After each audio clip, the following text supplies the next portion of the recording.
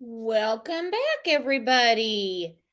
How is everyone doing? What'd you all do for a couple of hours? Was it just like action packed? Did you have lunch? What'd you do? Skip out on work? I don't know. Just me made it back. Gaelic girl, Nani, Uli's in, Katie Bird, Alicia. Alicia said just counting down the hours till work is over. Jeff Beck and Johnny Depp tonight? Girl, how'd you score those tickets? I've got to see pictures of that. You got into Discord, didn't you, Alicia? Make sure you share that. How awesome is that? Erica slept. Hello, Erica. Hello, Vicky. Hey, Wist. I know, we're all jealous. If you were in person with Katie Bird, she'd cut you for those tickets. And not because of Jeff Beck, I can tell you that right now. Katie Bird would take those off your hands. Hello, Angel P. I see Okie Mom is in here. We have not seen her in alive in quite a while. Okie Mom, where have you been? Let me see. Shep's in the house. All right. I'm just letting everybody get settled. Miss Linda made it. Mary said I did nothing. Nothing is the best thing to do. Nothing is the best thing to do sometimes. Just don't think about anything. Don't do anything. Just nothing but still. It is very, very rare that ever happens, though. JTB coming in the back door. Crafty's in here. Vicky was at the gym. I've been very lazy about the gym lately. You know, these cold mornings don't make me want to go work my bones out, if you know what I mean. I don't want to. I figure if I eat some celery and don't put cream in my coffee, that's all the workout I'm going to get for a little bit. Remade it in. That is awesome. That's awesome. So, as you know, I don't do the whole entertainment thing. I don't do it. I mean, I did the verdict for the Johnny Depp trial because I kind of felt like there was a little true crime involved there, if you know what I mean. Think Amber had some crimes going on. And as far as the Duggars go, with Baby Talk Michelle, Joshy Poo, and Jim Boob, I only discuss as far as Joshy Poo's crimes, the CP. You know what I mean? We talked about that. Disgusting.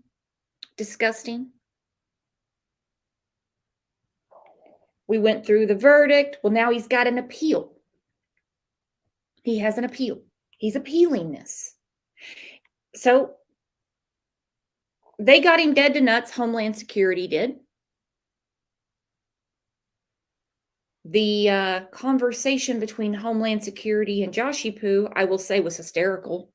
If it wasn't for the fact what it involves, it would have been extra funny. But he really thought that he could pin this on Caleb Williams. Well, he still does. His whole appeal comes down to, he says his constitutional rights were violated. Go figure. And of course, it's the other guy defense. This was in page 6 from the, I think, New York Times. That would be page 6. A couple of weeks ago. It names Caleb Williams and everything. He's still blaming him. Let's see. KNWA in Fayetteville. They did have an article yesterday talking about how his appeal is going to go forward. It's going to be an oral argument that is held in St. Louis. Now, in this article from KNWA, it doesn't mention Caleb Williams, but the whole grounds for the appeal is that he didn't do it, Caleb did. Those that are in that circle, I guess, they're very, they're not shy to say Caleb is the one that did this. Just me. Just me's getting all biblical on me. Hang on. Just me said, isn't that bearing false witness? Yeah, it is. It is. I call it framing someone, maybe. I think that was what was, I think that's what he was trying to do at one time.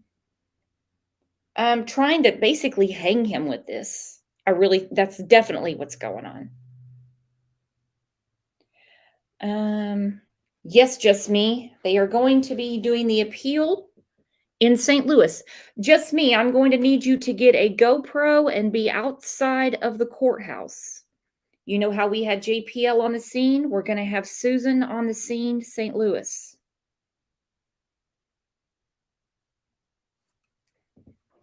Lauren said, I used to love the Duggars, 20 kids in county, and I'll be forever grateful for their tater tachos. Boy, some of those recipes were insane. Nasty ass Michelle. But anyway, it comes down to, well, narcissism, entitlement, celebrity, the whole gamut. Throw some politics in there. They're doing whatever they can to play the, well, what about him game and get Joshy Poo out of this. That's really what they want to do. They would have no problem. Neither Jim Boob, Baby Talk Michelle, any of them would have any problem with this man sitting in jail for something that they know he didn't do. If it wasn't for Homeland Security, this man would probably be in jail. Because Tonytown police wouldn't have had the nerve to tangle with the Duggars, I don't believe. I don't believe they would. Who in here followed the whole Duggar saga with, obviously we're talking about with Josh and the CP? Is everybody up to speed on that? If not, I was going to play a little recap. Let's go ahead and let's just have a refresher anyway. Hang on.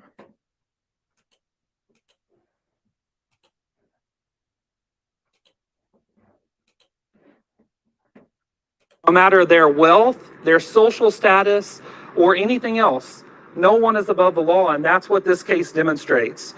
First, though, we are following breaking news. Former reality TV star Josh Duggar has been sentenced to more than 12 years in prison on child pornography charges.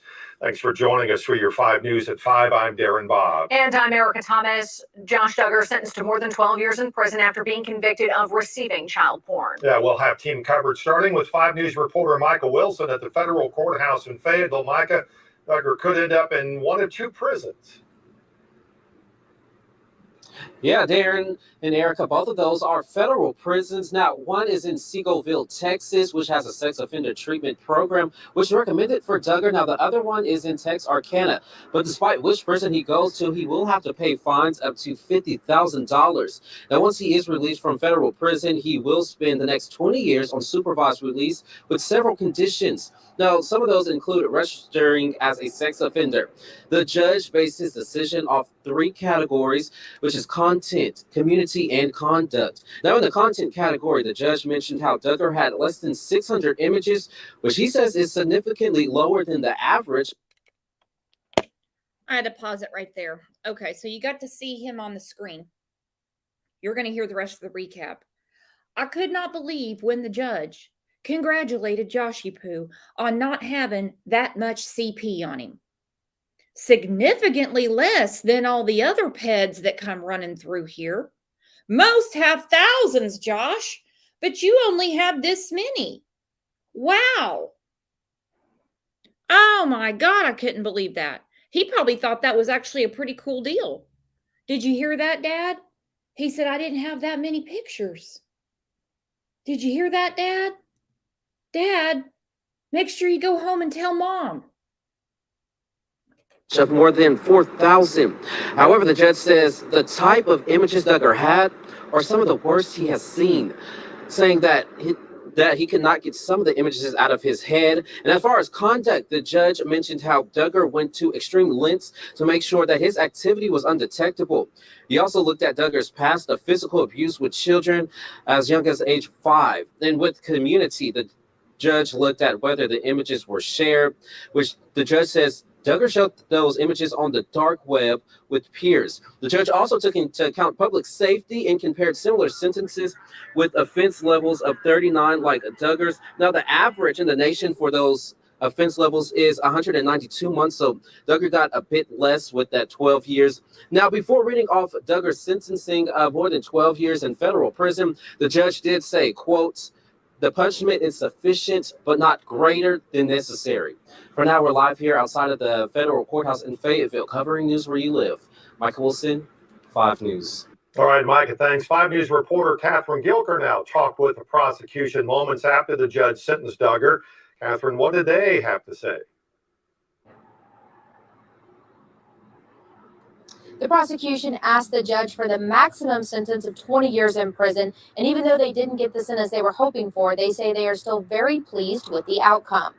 The U.S. Attorney for the Western District, David Fokel, says this case shows no matter someone's wealth or social status that no one is above the law, and his office will continue to investigate these cases no matter who the defendant is. He says his office redoubled their efforts in doing everything they can to protect children. He says this trial and sentencing is for all victims of child abuse, and this case shows that these children are subject to some of the worst kinds of abuse imaginable. He says this case also shows that those children's pain and suffering is real. We know that this sentence isn't going to take away the suffering and the pain that they've already felt from this abuse, but it is our hope that this sentence sheds light on this very dark criminal conduct, because every single time these files are traded, shared, and downloaded online, those same children are victimized all over again.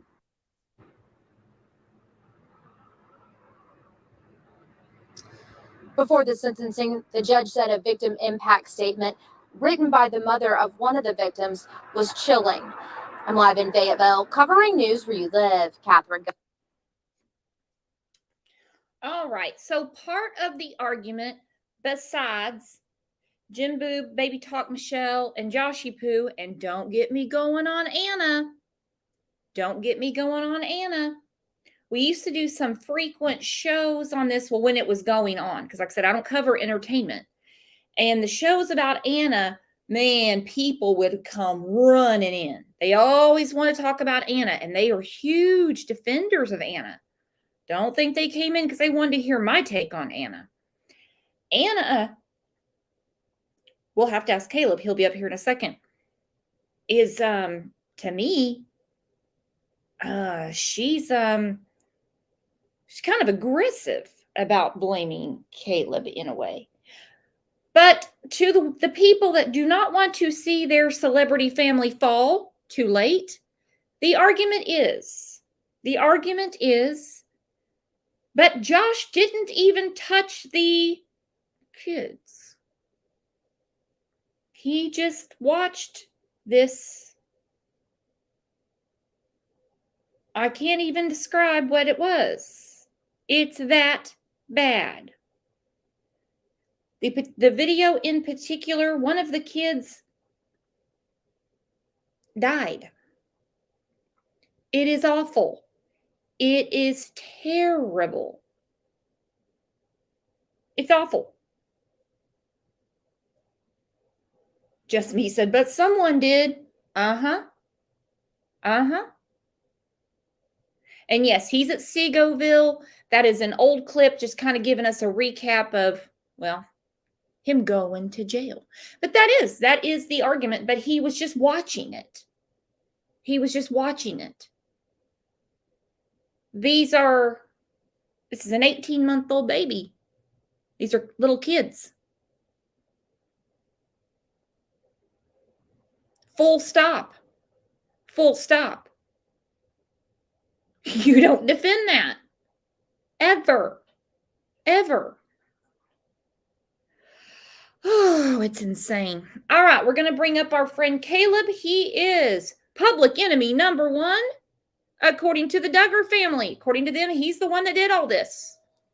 He did it all. We know he didn't, but we're going to say hello to him right now. Hello, Caleb. Hello, how are you doing?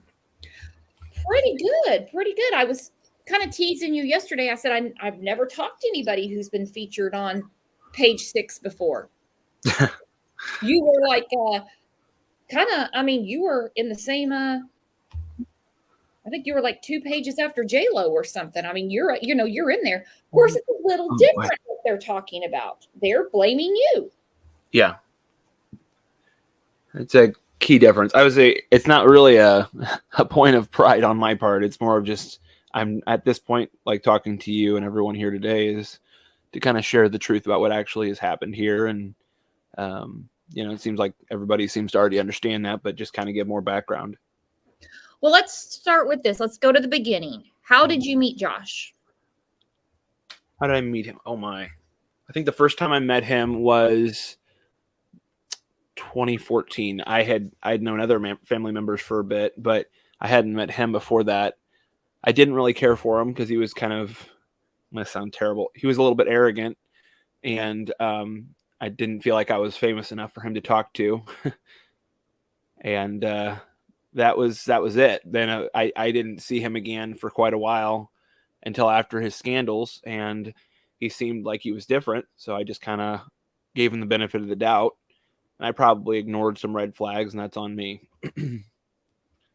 Now, the scandals, the Ashley Madison, when it came out what he did to his sisters, the adult entertainer, all of those scandals, or was there something we didn't hear about? That's what I'm referring to. Yeah.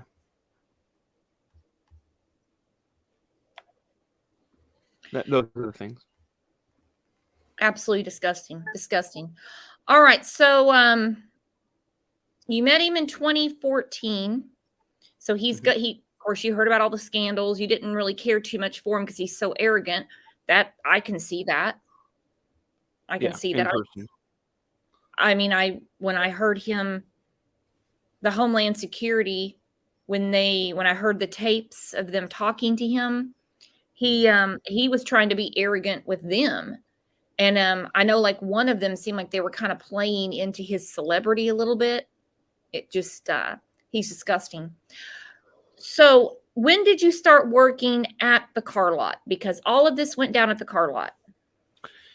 So it's kind of hard to explain. I wasn't actually an employee. I was kind of just, I would detail cars. That was one of the reasons I ended up moving down there. I had family that was down there, and then some of the guys and Josh were like, "Hey, if you come down here, you can make money with us." I was like, "Okay, I could use some money right now." So I went down there and started to work, like clean cars and detail them, and I'd sell a car for them, stuff like that.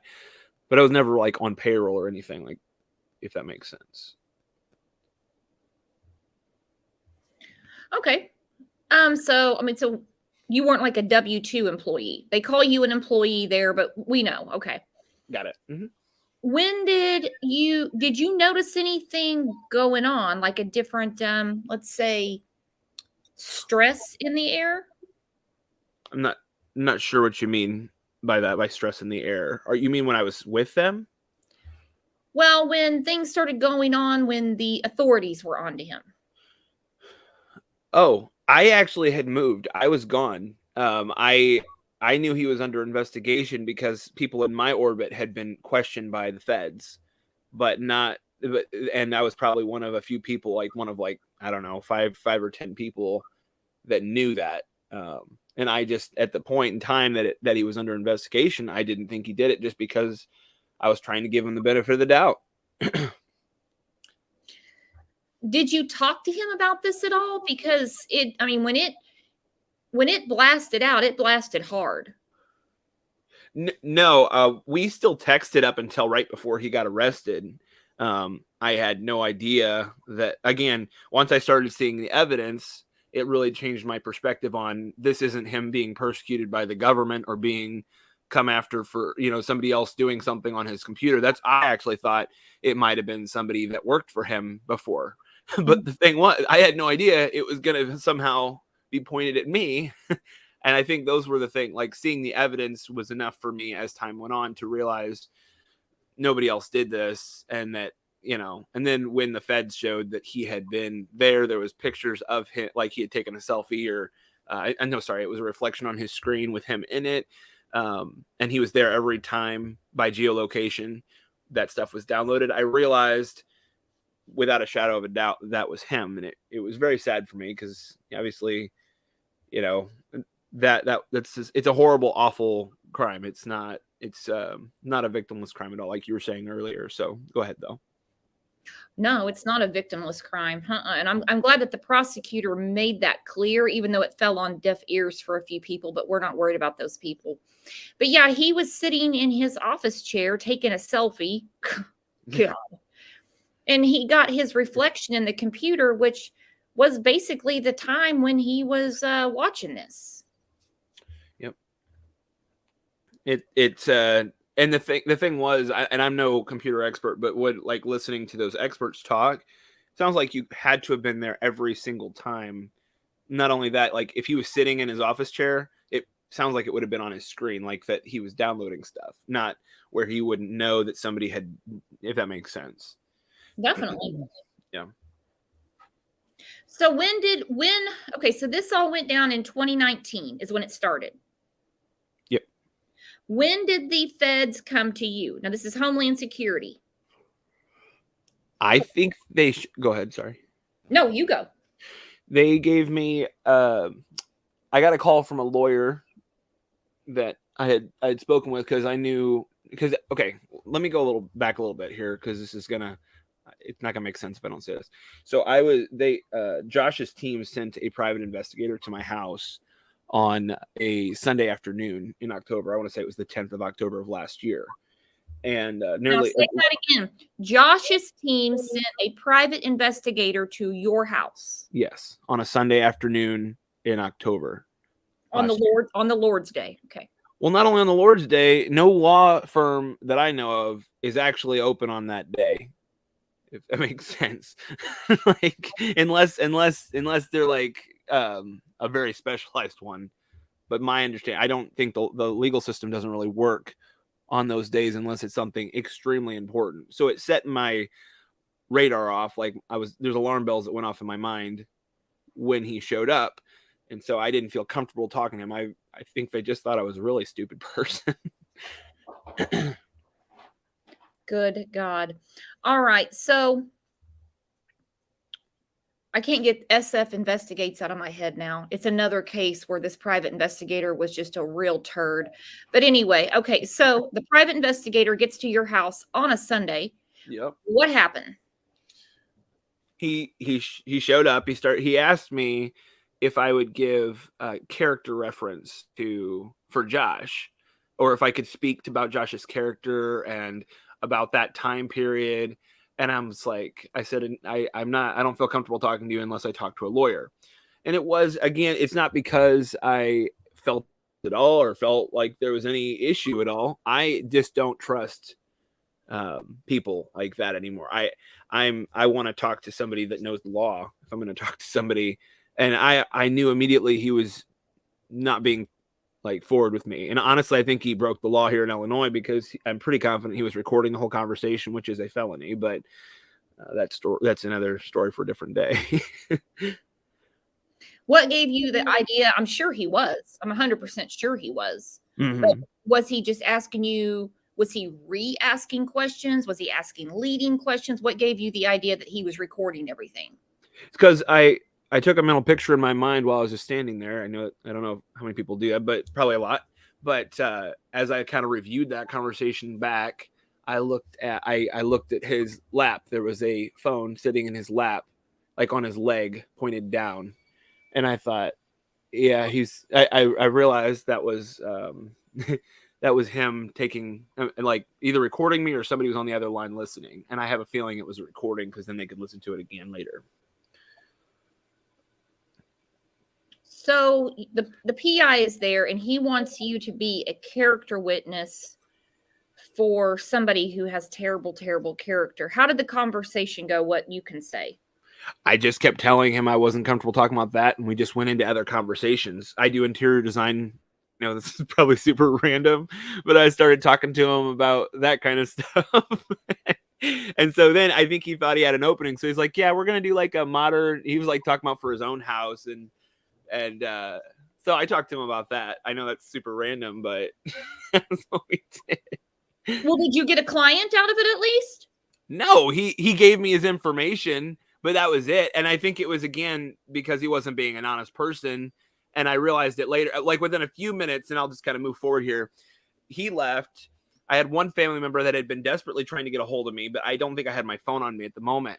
And they told me that one of the Duggar family members had been trying to get a hold, like had told them, don't talk to anybody. They're going to try to frame Caleb. And then I called that member of the family. Say that just a little bit slower. Don't talk to anybody. They're gonna try to frame Caleb. Now let's look at who they is. That would be the family that had one of the biggest television shows. I mean, on TLC. Huge show. Oh yeah. Not a small deal. It was a little, I was so nervous at first because at that point in time, I was, it sounds weird. I just wanted to live my life kind of where I had a job I loved, people I was really close to that I loved, family and friends, good core group. And I just didn't, and I thought, man, I'm going to end up in the news and it's going to hurt all these people because, and I don't need to go into my own life, but just that was my thought process. People are going to think things, and then it's going to hurt people I care about in my work and everything. And it really stressed me out for a while. So it would stress me out too. When did you get the grasp that, okay, Josh is in trouble. Homeland Security is after him for CP on his computer, and they are trying to make it look like it was me. When did you get that all together? That night when I got on the phone with one of the family members, I talked for a while with them, and got the down low of what was going on. And they were like, yeah, he's spreading around. They're spreading around that this was you. They're, telling people that, and he would blame his own brothers if he could. But it seemed like I was the focus of that because it's easier to blame me than his own brothers, I think. Mm-hmm. Mm-hmm. Okay, so after the private investigator, let's go to the next stage, because obviously you had to be talked to. Yes. Yeah. So I went to a lawyer, a really good lawyer here in this area that he also does federal stuff. And I just talked to him and just said, hey, this is what's going on. I got I think it was a cold call from a few federal prosecutors one day. And they said, hey, can we talk to you? And I was like, eventually I talked to them alone. But at that point, I'm like, I'm a little nervous. So I talked to, sorry, I'm losing my train of thought. I actually called him, the criminal lawyer that I had spoken with, just to kind of get his thoughts. And he was like, we set up an interview together, where he could just kind of be there so I could figure out what was going on. And if you have any other questions, I was kind of waiting if you wanted to say something else before I continued. Well, let me give everybody, we have some people coming in. They want a recap. So Josh Duggar was one of the stars of the reality show, about the Duggar family. His dad, Jim, mom, Michelle, slew of kids, whole freaking litter of kids. Jim Boob would, sneeze on Michelle and she's having another kid. Anyway, so Josh is a very unsavory character. All right. He marries this girl named Anna. This is back years ago. He is caught with an adult entertainer who actually, she thought he was going to kill her. The Ashley Madison scandal. Also, he had essayed his sisters. All this comes out. So after he gets all of that kind of quieted down, he's downloading CP onto his computer and tries to blame this gentleman who is up here talking to us right now. There was a federal trial, the whole 9 yards. Homeland Security tore him up. And Josh is in jail now. Josh is in jail, but he has filed his attorneys that his dad has got to be paying very good money for. They're appealing it. They're going to hear an oral argument here in the next few months. It'll be sometime in 2023. But the whole focus of the appeal is it's not Josh, it's Caleb that we're talking to. And it's insane. This has changed. His whole life is people speculating because they're fans of this show. They're fans of Joshy Poo. They're fans of Anna. They're fans of Baby Talk Michelle, the whole 9 yards, the sisters, all of that. They're such fans. They would rather this man be in jail innocently than the person that Homeland Security said did all of this. Let's look at this clip real quick where the computer expert talks about how they knew it was Josh. Do you have a second for this trip down memory lane, Caleb? Let's do it. Of Josh Duggar's trial on Thursday, an investigator detailed the personal forensic investigation of 3 of the former reality star's devices. One investigator, who spoke the longest and will continue speaking on the stand Friday, revealed details about evidence found on Duggar's HP desktop computer from his office at a car lot. The investigator testified that the machine was riddled with illicit material. With the aid of a series of screenshots, the investigator walked through some of what he saw and learned in exploring the HP machine. He testified that there was a program to install a Linux operating system, which was downloaded on the device just days before the computer was found to be sharing the illicit material in May of 2019. He explained that the program made it possible that while the public-facing portion of the computer appeared to be mostly business-related, the hard drive had in fact been split in 2. Another expert's testimony described it as a separate computer on a computer. The investigator, who will continue his testimony on Friday, testified that the password to get into the Linux side of the computer was Intel 1988, which prosecutors have argued was used by Duggar for some of his personal accounts. It also includes his birth year. Also on Thursday, a former employee at the car lot and distant relative of Duggar's had testified. He sparked a back and forth between the defense and prosecutors over a statement about the password, in which he said it was vaguely familiar to him. No evidence was found on Duggar's personal MacBook or an iPhone, a fact his defense has repeatedly highlighted in their theory that someone else had used Duggar's office computer. Duggar's trial is expected to carry into midweek.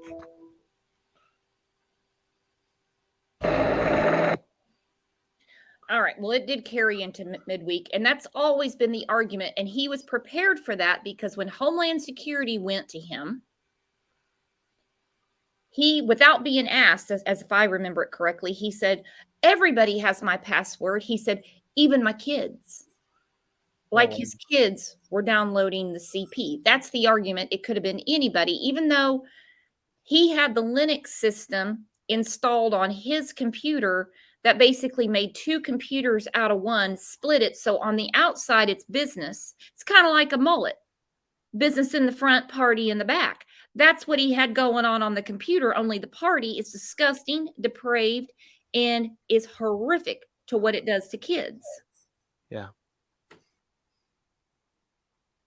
So you never had his password. Was it a common thing around the car lot for everyone to have Josh's password like he's trying to claim? That's the thing. I don't know. I had the PIN code to get into the actual lot, but that's what it was for. It was almost always the same code, 1 or 2 codes for everything, for their house, for their outbuildings, for everything, all the lot buildings. And so that was it, you know. I heard later that it was on a piece of paper next to the computer, but I don't have a recollection of that myself. Well, how convenient. I'm sure it was eventually. I'm sure he took a picture of it and said, see, I showed you. I told you. So, all right. We left off where the private investigator came to your house. So from there, obviously, things escalated because, well, Josh is in jail and he is waiting on his appeal. When did you start talking to the federal agents? Yeah, so a lawyer called me like a guy that I had spoken with about this case, like wondering when that private investigator came to me, I went to that lawyer, and he said the feds want to talk to you. Anyway, we connected all these dots. It's been long enough that I'm struggling to have all the timeline right, but we had an interview with the feds. I want to say it was at the end of October of last year or beginning of November. But Josh's private investigator kept trying to, like, harassing me, trying to get me to talk to him.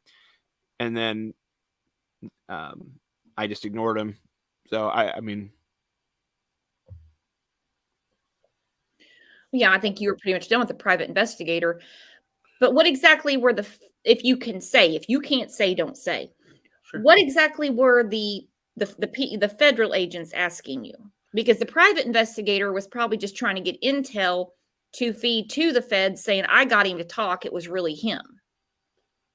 I want to say that interview was probably an hour or more. So there was a lot of questions. Like, where were you at? Do you have a recollection of this? Do you have a recollection of that? Did you ever know any, like, passwords? Did you, were you even in the area? And I think that was the question that set me off. So I ended up sending an email to those prosecutors, but the reason I did was the email was the one that question about where were you at? I said, I don't recall even being there at that time period, during that time. And then I looked back in my phone, my computer, dug around, and realized through my text messages, through my pictures, through everything, that I had been in the area, and so I started building out a timeline. And I know that if you lie to federal investigators, that is a felony. So I desperately wanted to make sure I made clear what, as soon as I could lay out a timeline, I wanted to let them know, here, this was what was going on. Well, can I read the email that you sent to the U.S. DOJ November 24th of 2021? Yeah, absolutely. Okay, so you just say, good evening. We don't need the investigator's name. This is Caleb Williams. Earlier, I spoke with Mr. Roberts and Mr. Faulkner in regards to the upcoming Josh Duggar trial. Now, who are Mr. Roberts and Mr. Faulkner for everyone? Mr. Roberts was a federal prosecutor, like an assistant U.S. attorney. Mr. Faulkner is a Homeland Security agent. Okay. You said, hopefully this is a good email to send this information, which it was. I have been able to assemble some documentation from my computer for you all to review. If you need more, please do not hesitate to reach out. Your email address was less. Okay.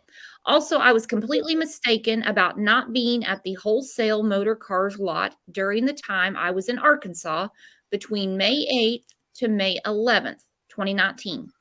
I do not know if I was on the lot computer or even if I ended up going there. It looks like during my time there, I did odd work for the guys and maybe even Josh Duggar. In the messages between Josh Duggar and I, while I was in Arkansas, as attached in one of these screenshots I'm providing, I tell Josh I was planning to come to the lot a couple of days. I apologize for the mistake. I had no intention to mislead you all. It's difficult for me to go back and remember the details of that trip without referencing things from that time. From what I can tell, I left Illinois with blank, we don't need to know, on May 8th with plans to go to a doctor's appointment and visit blank. We don't need to know who you were visiting. During that time, I detailed what looks like 2 vehicles for Jed Duggar. I may have spent time at the Duggar's home, gone to a church in Springdale, visited the Duggar's house, and even possibly been at the wholesale motor cars and Champion motor cars lots on May 11th. On May 11th, I left Arkansas. I drove to the Apple store at the Galleria Mall in St. Louis for an appointment to repair my damaged iPhone. Apple replaced my iPhone and issued an email receipt acknowledging the described transaction. So they have that. Yep. From the Apple store, it looks like I traveled to, and that's blank, and took the picture in the kitchen that night. The next day was Sunday, which was also Mother's Day. It looks like our family got together that day, and I will see if I can track any images down from that day.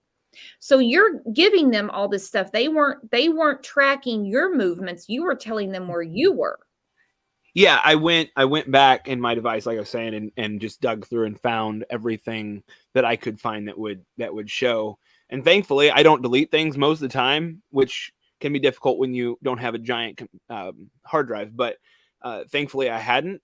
So I just went through and dug through. I think I had like 60 or 80 documents that I sent with that email to that prosecutor, and then I sent a second email, but it wasn't like this one. It was more just kind of additional documents, and you can find that in the news. I think they had to. Josh's team actually filed that with the court, so it all was out there. Well, because they were very focused on specific dates, because this CP was looked at, Yep. put it mildly, on his computer at the car lot. So you're telling them this is where I was. They weren't like, no, we need your phone. We need that phone from the Apple store in St. Louis or anything like that, correct? Say that again. I'm so sorry. I said they didn't say, no, we need your phone. We need the phone from the Apple store, which they don't need those devices anyway. They can find out on their own. Yeah, But go ahead. Yeah, they could do that if they wanted to. They could go find anything they want to. So, yeah. So the email goes on to say, from May 13th to May 16th, it looks like I was at my grandparents' home. There are text messages from that time in the screenshots attached. On May 17th, it looks like I traveled with my family for my cousin's, was it a wedding or something? Yeah, out of state. On another note, you may also look into getting records from Roger Smith at S&S near Tonytown. He would work on some of Duggar's cars and Josh Duggar's cars. Did they ever get a hold of him? I have no idea. I never heard really anything about it. I'm assuming they probably questioned him given his proximity to that lot, but I don't know that. Okay, so you're telling them where you are on all of these dates, and these are the dates that are, some of them are in question, a lot of them, for the CP. Yeah. Well, no. So supposedly he started, based on what the timeline the feds gave during the trial, he downloaded and did the partition on, I think, the 11th, and then started downloading the CSAM on or CP on the 13th through the 17th. Pretty sure. Yeah. So those. Yeah. Did I say it wrong? Those are the dates they were concerned about. That's what they confronted him with. Yeah, so I was laying out, hey, I wasn't even in the state of Arkansas during that time, and I was showing when, and where I was during the time that, during and after, like when I was in Arkansas, where I was at, and what I was doing, when I left, what I was doing, and what I was doing throughout that coming week, with pictures and text messages to prove my point. I also had a Facebook page that I do like custom etching, stuff like that, customized goods. It was like a business now. It's more of a hobby.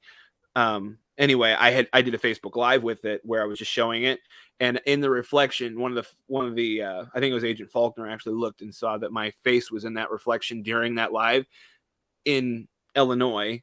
And he said, were you in Illinois? Was the machine in Illinois at that time? I said, yes. They asked, how heavy was that machine? I think it's like 200 plus pounds. So they were asking, how easy would it be for you to transport this thing back and forth, from here to Arkansas? And it'd be like, it came on a semi when I originally got it. So I was able to prove even more so, hey, I wasn't there. This is where I was on this date at this time. Well, and I think it was during a time he was actually doing that stuff. That makes sense. So they subpoenaed you. Oh, yes. All right. Yeah. They subpoenaed you. You had to go. You had to testify at trial, because they're still playing it was Caleb, it wasn't Josh, even though you told them I wasn't even in the state. Now, you were in Arkansas for a little bit because you went to church. You did go to the Duggar's house and stuff like that. But as far as messing around on the work computer that Josh was downloading this stuff on and sharing it, didn't he share it as well, right? Or was that the charge they got rid of? I think that's the charge they got. I don't know. I think it was possession and receiving and possessing. I don't know. The sharing was the charge they took off for some reason. Yeah. So I'm not a legal scholar. I'm sorry. Just refreshing my memory. I can't. Yeah. There's a lot to it. So there's a lot to it. He's a nasty bastard all the way around. All right, so they send you this. This is emailed to you. A subpoena has been issued for you to appear in federal court to testify at a criminal trial.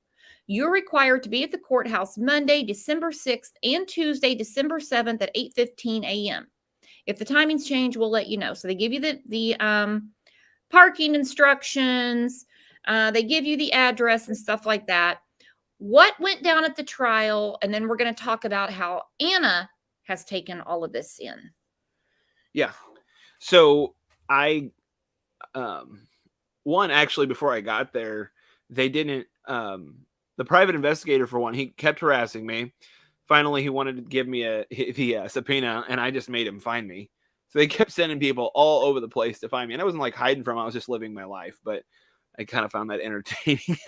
And then when they finally served me, they didn't tell me what day I was coming. So I expected, I was like, well, when am I coming? And you know, I had a job at that point, like and I was doing things where I needed to know for scheduling what I needed to do. And there's well, hold tight, it'll be fine. They're acting like it was me wanting to come to them, which I had no desire to be there. So anyway, excuse me. Yeah, who the hell would want to do that? I guess they thought I would. I guess that was well, so they subpoenaed you because they already knew that your name was going to be thrown all over that courtroom by his legal team. Yep. Yeah, it would make it gives them something they can talk about and somebody else they can point a finger at. Anyway, so I obviously I'm writing them saying, hey, when am I coming? What am I doing? I need to know this. This isn't fair to my employer. This isn't fair to me. This isn't fair to my family and life, you know, and they're just like, oh, just hold tight. It's no problem. Whatever. So then they finally, they booked me. I think it was a weekend. I think it was Saturday night. They had sent me Saturday afternoon. They send me like tickets that I'm like, they said, we're going to fly you there. I didn't know. I knew that the legal system, again, doesn't really work on the weekend, and they're not giving me my like actual information about what I'm doing, where I'm staying, any of that stuff. I'm thinking I'm going to get there on a Sunday night, and I don't even know what's happening. I don't have a rental car. I don't know of a rental car. I don't know. And what am I going to eat while I'm there? Where am I sleeping?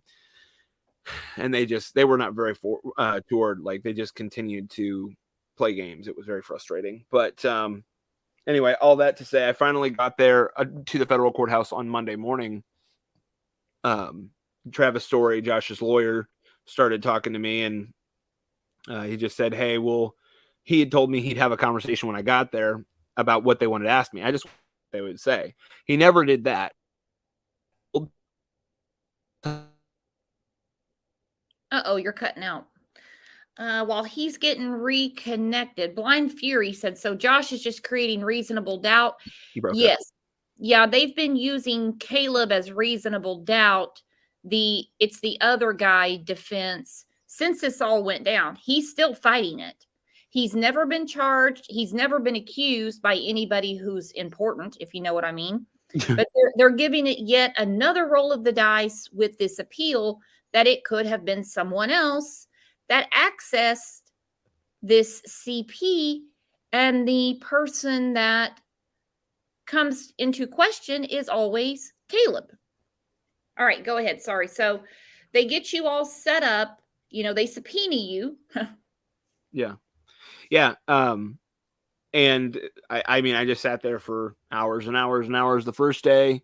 It was funny. The prosecutor and the Homeland Security, they prosecutors and Homeland Security talked to me again in there. They wanted to know a little bit more. They asked me some very specific questions. I think one of them was about that password. And I did not know that password. The thing was, I knew some of their social media information because I'd helped them with that, but I didn't know any of the others. So I just answered on it. I just said, this is all I know. And they said, okay. And that was it. Because they could only ask me, they could only say so much to me because I'm going to be on the stand. It's not right. It's not ethical. So, but I would not talk to Josh's team. I think that ticked them off some. But I wasn't stupid. I knew exactly what they were doing. Where were you when they handed down the guilty verdict? Guilty verdict. I want to say I had flown back to Illinois. They had booked my flight back, and so I flew back to Illinois at that point. The night that they arrested, I was sitting next to Derek Dillard in the courtroom, which is one of the brother-in-laws. And he was not happy about what he heard on the stand because some things came out that were done to his wife he didn't seem very happy about. I think that was Austin. I think Derek already knew what had happened to his wife. Jill was old enough at that point that she knew, and I think she had told her parents. But Austin, Joy, I don't think Joy knew. But I can't speak to that. That's not fair for me to do. But I mean, I'm pretty cordial with Austin as well. All right. So were you surprised by the guilty verdict? No, not for a second. I had people messaging me and texting me and asking, like, oh my goodness, I hope he, because of how long it was taking, they were worried he was going to get off of it. But no, I wasn't surprised at all. They laid it out very well. I don't like every single criminal case. Sometimes I think they get to be political. This was not political. This was very clearly a very cut and dry thing. And any time this happens, it should be prosecuted, no matter any case of this. Yeah, because you're not just receiving. It's not like he just clicked a weird link that came to his email. No. He There's an went argument for that. If somebody dark actually had that happen and their computer was like a zombie used for that kind of stuff, I get it. It'd be like, okay, we better figure this out, and maybe then that can be talked about. But this was a premeditated act based on what was said and what was laid out. But I'm sorry, I completely interrupted you. No, you go ahead. No, we want to hear you talk, not me. They hear me talk all the time. Okay. Yeah. Anyway, that was it was an act that was premeditated, and at that point, and we've had this conversation a little bit. We're not talking about the the neural pathways, the psychoanalysis of it, but because I'm not an expert, nor are you. It sounds like, but he made a decision to do that, and he had to work to do it based on what they laid out, and then to come and say it wasn't me, it was, and he actually tried to blame several people.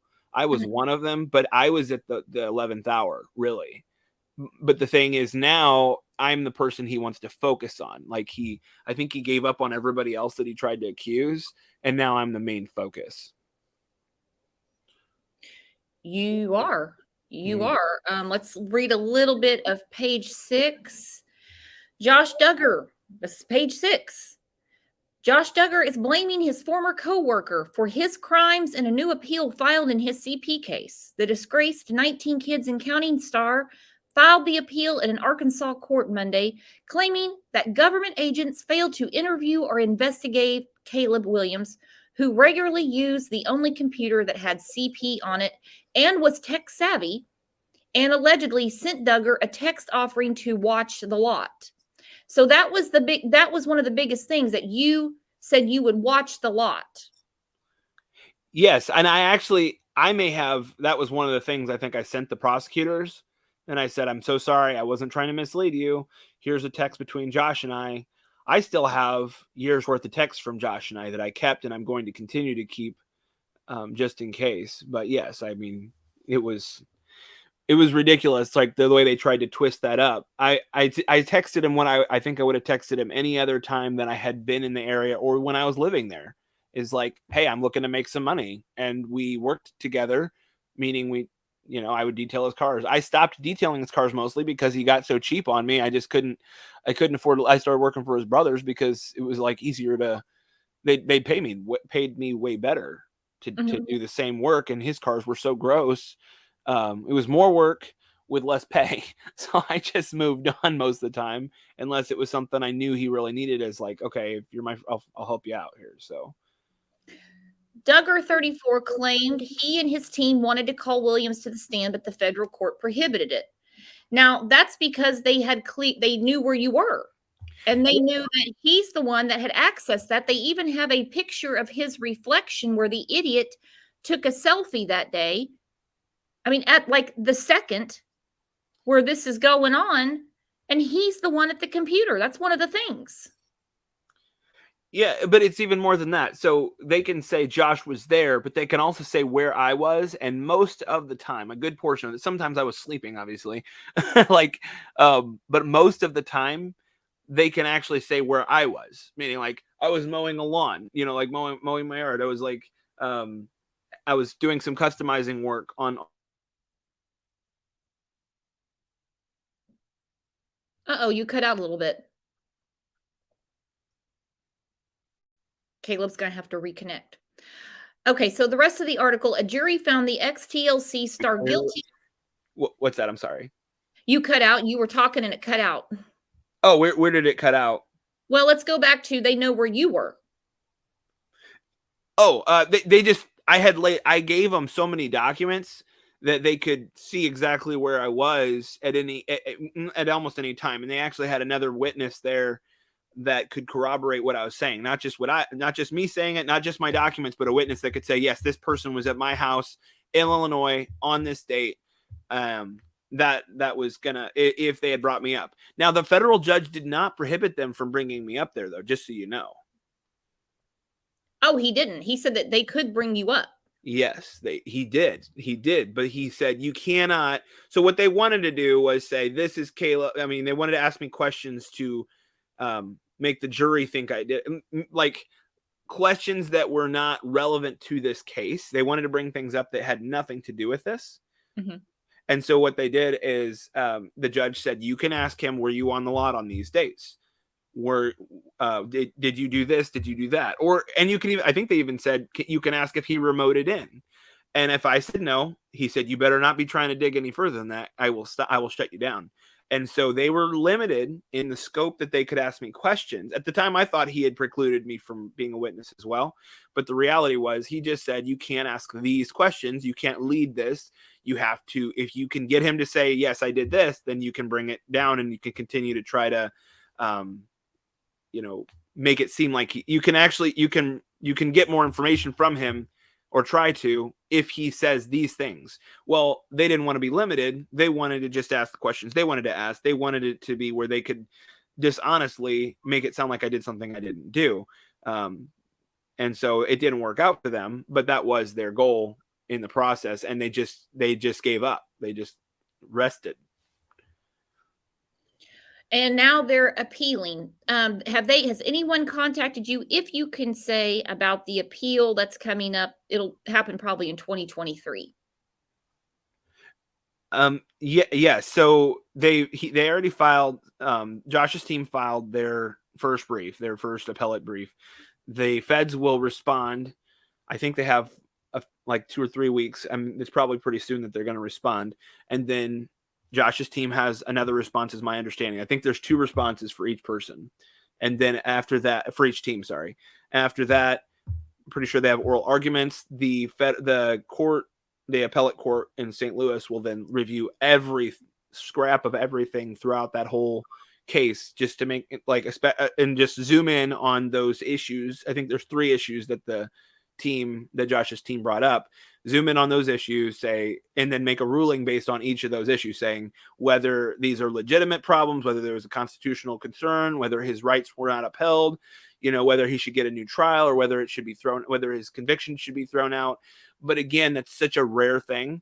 I don't see that happening. And his arguments are very, to use the millennial term, sus. Sus. They're sus, for sure. Very, yeah. I sound so young. Sus. It's so Bet. Excuse me. No, agreed. So,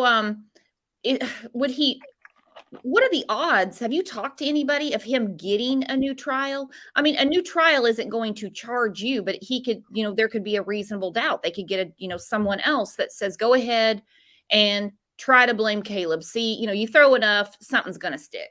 But it's very rare. Any lawyer I've spoken with, I have people I know.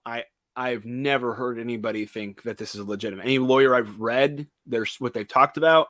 Never heard anything where they think this is going to go anywhere, because it's almost a joke. It's like, if our legal system worked the way that he was trying to make it work, powerful people, and there are times people can try to blame other people. If there's just a shred of evidence, they could try. Thankfully, there wasn't any. But because of that, I have yet to have heard any lawyer, any legal expert say this is going to go anywhere. No, they'll do their appeal. I mean, the odds are, he already had one charge taken away. Of course, he got the congratulations that he didn't have that much CP, and usually it's thousands upon thousands of images. I could have died when I heard that. He probably really thought that was a good deal in his book. Yeah, and again, trying to mitigate. I understand he has a constitutional right to a fair trial. He has a right to be presumed innocent until proven guilty. But then he was proven guilty, and once that happens, yeah, you have the right to an appeal, and that absolutely happens. But to just try to see, the thing is, I'm a nobody. I don't care about being a somebody.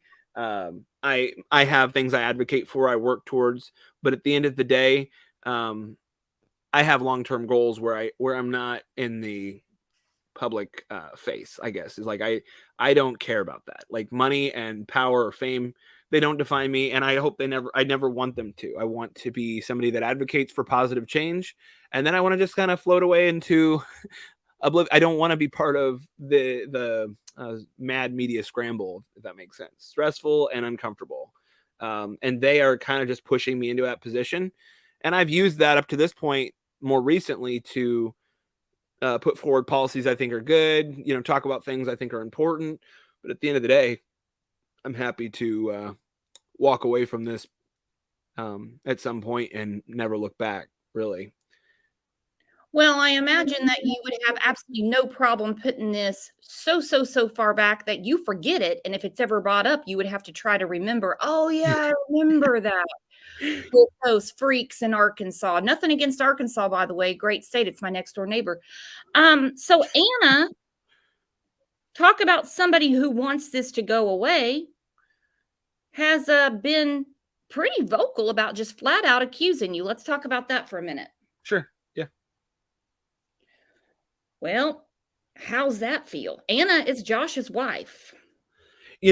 I've said this on a live I did recently. I don't have a beef with her, but I have been more vocal with it. Anna and I were never close.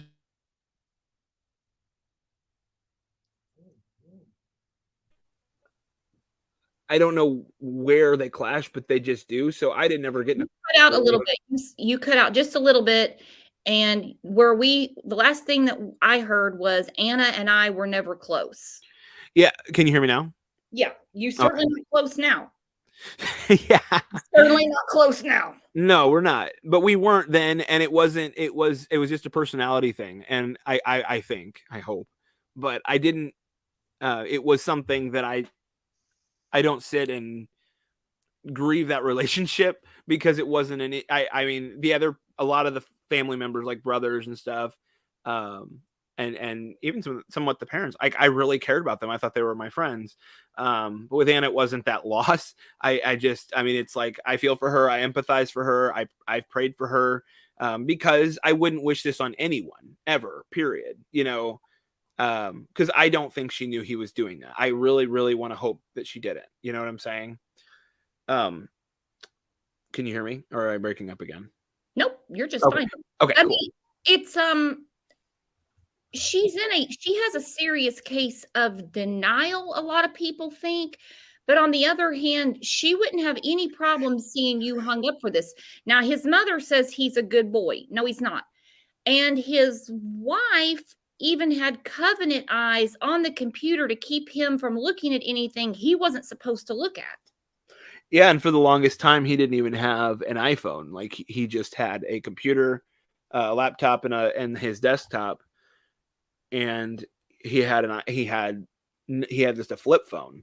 But then he ended up getting his phone back, and he had talked to me. This doesn't matter for this case, but he had talked to me about, maybe he was talking about potentially being on their show again back in, I think, 2017 is when he said that to me.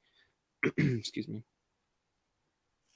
After he had the public embarrassment where it came out about the mistress and all that stuff. Not the mistress, but trying to get one. He couldn't even buy one. Yeah. So she had limited him to where he couldn't even have a smartphone. That's my. I don't know if it was their agreement, what it was, but yeah, it's my understanding. He did not have a smartphone that I saw for like, I don't know, I year and a half it was probably when I came back to Arkansas that he had a phone, or around that time, an iPhone. Okay, so she was definitely trying to keep his balls in her purse. So he's got a flip phone, like a jitterbug, like he's, 98 years old. She's got Covenant Eyes on the computer where she can, I guess she would get I don't know how that program works, but she gets some kind of alert if he tries to look at anything he's not supposed to look at. Yep. So, but he has the Linux system on the laptop. On his desktop, actually. That's what the feds showed. I'm sorry. Yeah. At the car lot. Yeah. So, but so like they said, the desktop looks like it's for business, but it's actually two computers in one because he had CP in it. Yeah. It's. Can you hear me? Mm-hmm. Yeah, I don't know, what their personal decisions were as a couple, but I have a feeling she was just trying to avoid him cheating on her again. And trying to hold him accountable. I have a feeling he didn't have a vote in this matter. All right, so explain your dealings with Anna and, well, the public. So a few months ago, Anna posted on Instagram, I think Twitter, and said that there was more to the story, and the whole thing was not the whole thing, but a good portion of it was about me, saying, that they were trying to allege that I was the one that was there, and I was the one that potentially did it. The alternate perpetrator defense that they had tried to push for all this time. So I sent her a text and just said, it was a long text.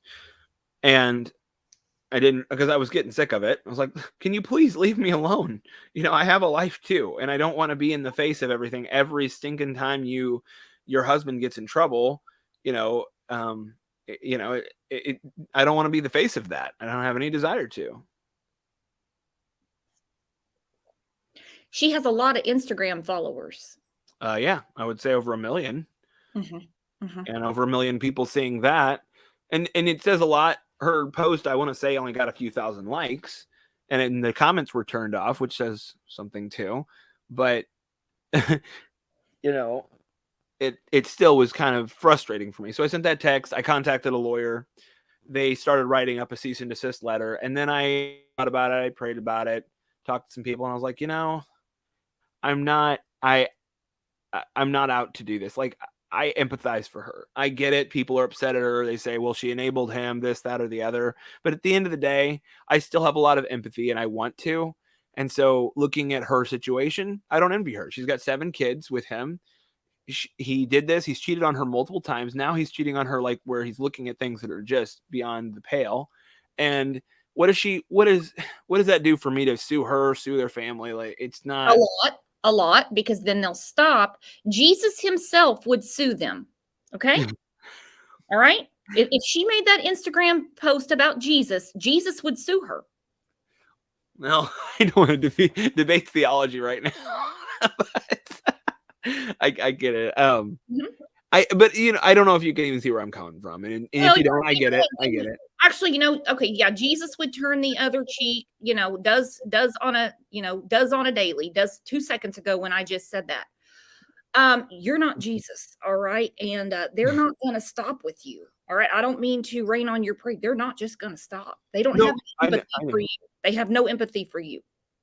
Yeah, no. I get that, and you're not wrong. I'm not arguing that at all. I was just saying, from my perspective, I am a Christian. I am unashamedly so. And so I don't look at my faith as like, I try really hard to follow my faith. I fail, but I want to show that love of Christ. I know you're talking about Jesus. That's what I want to show. And so when I have these kinds of things happen, I've had people ask me, like, do you forgive him? I don't forgive him for his crime. That's not my place. But for what he's doing to me and done, yeah, I do, because that's something that's part of my faith. That's if Jesus has forgiven me, I have to forgive others. And I know that's not what we're here to talk about, but I know I want to go to the root of why I personally don't feel like I should sue her. I don't want to do that. I think it goes against my faith. And then also, I'm not after her. Like, at the end of the day, if she continued, if I had to review this and go back and look at it again, maybe I would. But for now, it is what it is. You know, I don't know if that makes sense. Do you think she will continue on, or since she has figured out that you are taking the higher road, which, you know, there's less traffic up there. I do it all the time. I do it all the time. Trust me. I do, believe it or Yeah. not. I get you. In something like this, and I'm not telling you what to do. I'm just saying, if it was me, I would have to put a stop to it and still have empathy, because you can have empathy for her and shut her pie hole. Yeah, and the thing is, she already deleted her Instagram. She has a Twitter, but I don't know that she's using it right now.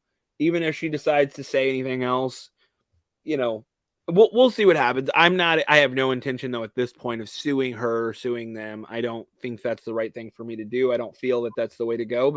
And I understand. I really appreciate your point of view on it. I'm not trying to say you're wrong, you're horrible. I'm giving you my personal perspective. I thought, you know, Well, and it's your life, and it's probably not a good idea to say it on a YouTube channel. Say, yeah, silent tomorrow.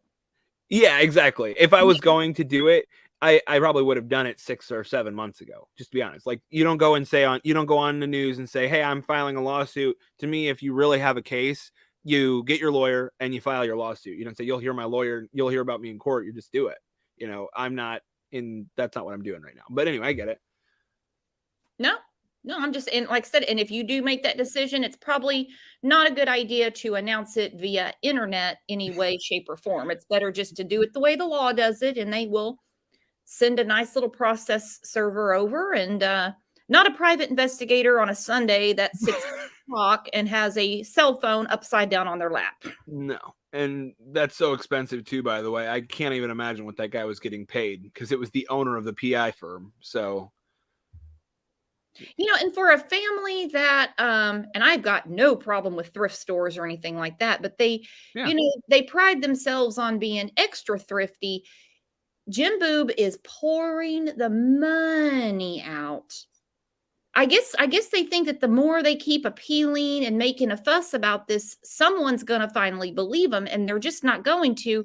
If you have followed this at all, and you hear when Homeland Security was talking to him at the car lot, there was no getting out of it. There was yeah, exactly. out of it. No, he talked himself into this, and the evidence showed itself. Outside of that, it still showed itself that he did it. Like, it spoke for itself. It also, I think again, a tenet of the faith that he would purport to be a part of would be that if you do wrong, it's going to show. It'll come out. And it did. You know, if you're going to do that kind of stuff, expect consequences, especially if you're trying to represent yourself as a Christian. So, because that's not Christian. Mm-mm. But anyway, I just go down that path. But anyway, it's ridiculous. Oh no, I got it. And I mean, and maybe, you know, someday you might be like, you know what, look, I've had enough. Thus far, they've been very lucky that you haven't thought of any sort of, I don't want to use the word retaliation, because that's not what it is, but any sort of, you know what, forget you guys. You tried to send me up the river for something you know I didn't do. Because, I mean, even a 4-year-old could have heard what Homeland Security said, and they'd been like, yeah, Josh did it. Josh did it. Yeah. I mean, I've been very secure in the fact, again, my faith is a big part of my life. I really believe God's the one that stepped in for me there. I know people disagree with me, and that's okay. But when I'm sitting in a courthouse and a judge ends up saying, you don't even have to get, like, at the time I thought he said you didn't have to get up and testify. But then he's like, you can only ask these questions. They were stopped from basically spreading my face across People Magazine, you know, every online tabloid that they could think of, and probably Fox News and MSNBC. Like, I was going to be the face of their case, and they probably would have sat and reamed me over the coals for however long to try to get me to, quote, impeach myself, when in reality, I wasn't even there, you know, it's a sad thing. It says a lot. I looked at him in the eyes scared when I walked away that day. He looked scared. Anna looked upset. She was glaring me.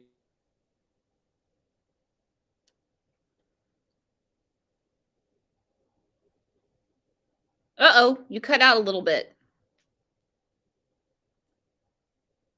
He'll pop back in.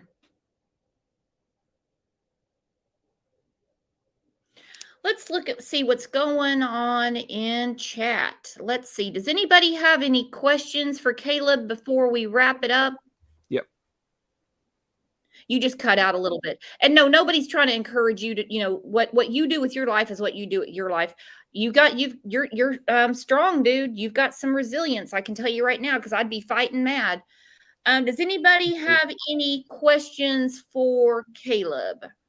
Especially with this appeal coming up, because that just kind of starts the nightmare almost all over. Excuse me. That just kind of starts the nightmare all over. Yeah. Yeah. Angel P said, I get it, Caleb. Just Me said, I get it. It's like, sometimes it's better, to let sleeping, rabid, with rabies dogs lie. Get it? Yeah. You want me to answer Rowena? I see her comment there. Yeah. Go ahead. Okay. She asked, did you have to sit through the whole trial? I was there from the Sunday night of like halfway through the trial all the way through until Wednesday when they rested. After that, I left, and I think the final guilty verdict was had either Friday or Monday. I can't remember. I think it was on a Friday for some reason, because we weren't sure what time the verdict was going to be read. So we sat here till like 2, 3, 4 in the afternoon. I didn't think it was even going to be that day. It might've been on a Monday. Now that I think about it, I don't know. Because I thought something's going on. It's not even going to be today. Yeah. Yeah. I don't. Britt wants to know, what was the first sign of something off that you noticed? Something off, something just not right. With Josh? You mean with Josh, or just kind of anybody around there? I mean, Josh obviously is the person that is in jail. So yeah, with Josh. Okay. Yeah. So I want to say while I was there, while I was close to him, I wasn't looking for anything, I guess. And that's on me. But once later on, as I really reviewed the time I was there in my mind, I saw some things that I thought, okay, that's something. I saw at least one thing I felt that he had done leading up to his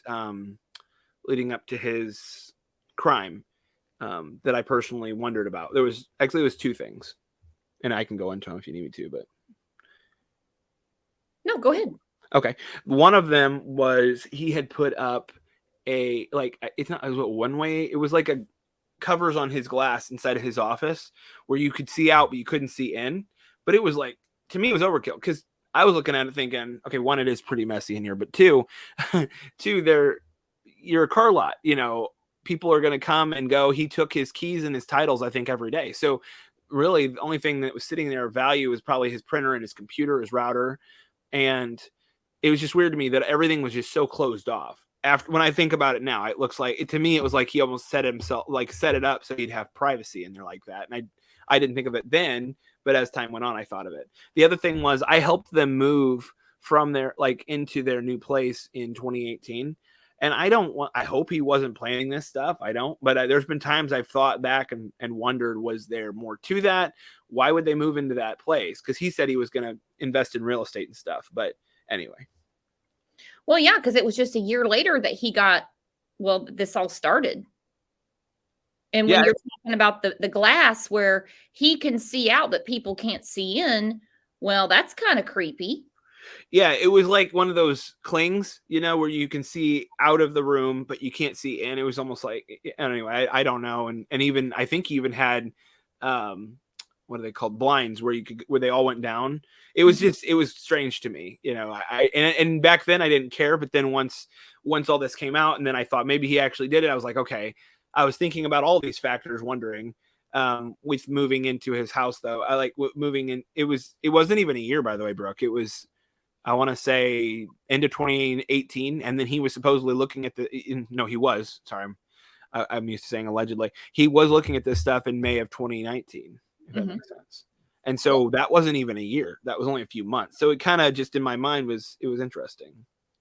Oh, it's beyond interesting. So he's got these clings on the window. Like I said, he can see out. No one can see in. You said he takes the keys and the titles home with him. Yeah.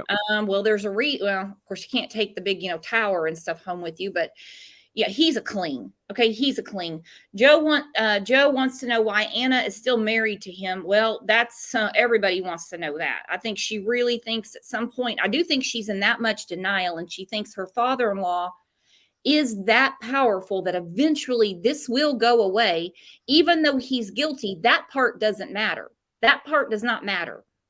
But it's going to go away, and one way or another, things will be back to the way they used to be. I mean, she'd love for that to happen. She'd love, but they take care of her. She's not going to get away from that.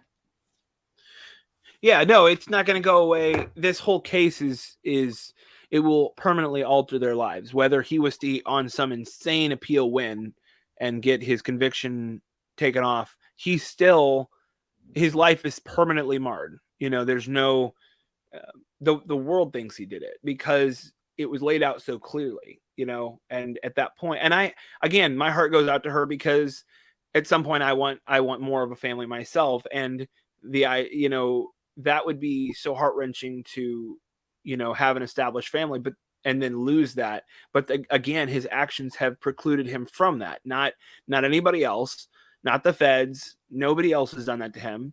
And that's probably one of the reasons I feel so much more empathy for her, I guess, is that, if that makes sense. And I get it. We're on a true crime thing, so we're not here to talk about empathy, but I'm just saying that's my mindset on it. All kinds of emotions and stuff come up. I mean, you should, no, stuff comes up all the time. I mean, it's all part of being human, being human. It's like Joe said, was it Joe? Let me look.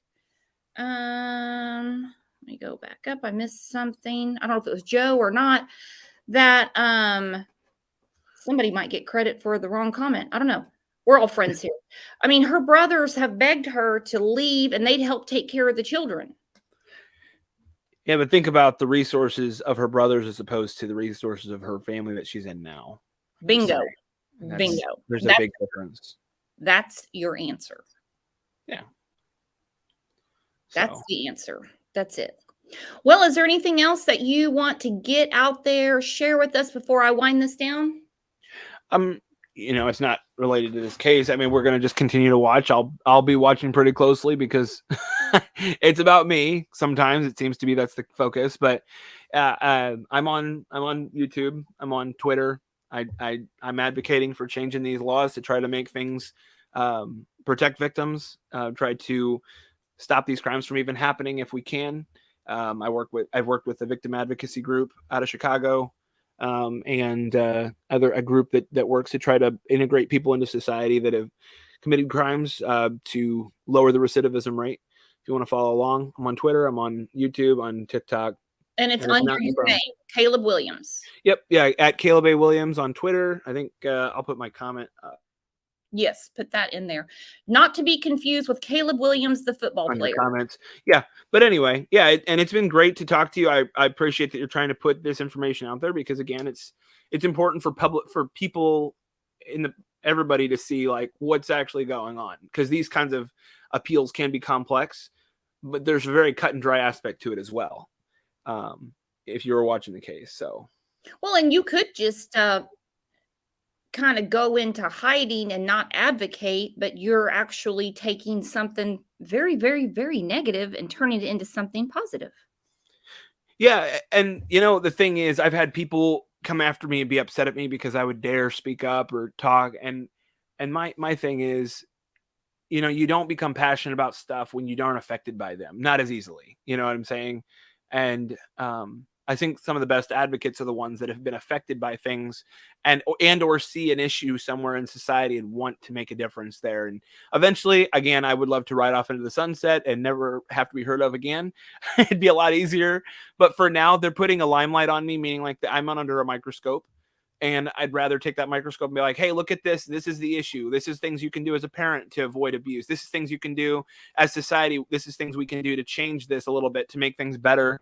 And that's what I'm trying to do. And there's always going to be detractors. And I'll probably take a short social media break after this interview and this talk, because it's getting a little bit hard on my mental health. There's constant just nasty vitriol. But I'll be back. All right. You're going to come back and say hi to us too, right? Sure. If you ever want to have me on, feel free. We can talk about the appeal as it goes through. I have a feeling oral arguments will be interesting, and maybe we can have a conversation about that as well.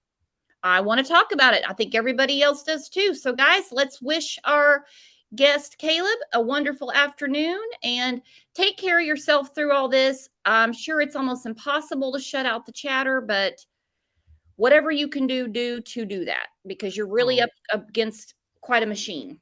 Yes, thank you so much, and thank you all the kind comments. I'm sorry I couldn't answer every one of you guys. I didn't really. It's hard to talk and type and read and at the same time. But I appreciate all the kind words, and thank you, Brooke, for having me on. It was nice to talk to you, and I'm looking forward to seeing what happens in the coming months.